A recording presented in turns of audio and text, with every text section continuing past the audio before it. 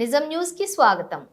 జగిత్యాల జిల్లా ఇబ్రహీంపట్నం మండలానికి చెందిన రైతు పిట్టల లింగన్న గత నెల 14న అప్పుల బాధతో పురుగుల మందు తాగి ఆత్మహత్యాయత్నానికి పాల్పడగా ఆసుపత్రిలో చికిత్స పొందుతూ 20న మృతి చెందాడు. ఆత్మహత్య చేసుకున్న రైతు పిట్టల లింగన్న కుటుంబాన్ని బీఆర్ఎస్ రైతు ఆత్మహత్యల అధ్యయన కమిటీ పరామర్శించింది.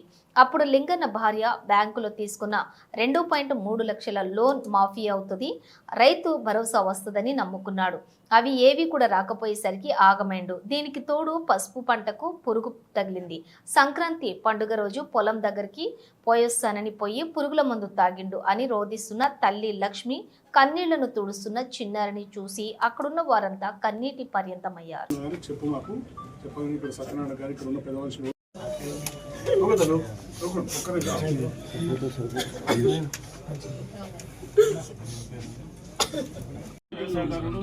మంచి పంటలు పండిస్తాడు.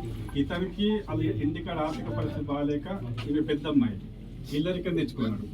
ఇద్దరు పిల్లలు, ఆ బాబు ఈ పాప, ఇద్దరు పిల్లలు వ్యవసాయం మంచిగా చేసుకుంటూ పంటలు పండించుకుంటే ఇదంతా ఆర్థిక ఇబ్బందులు.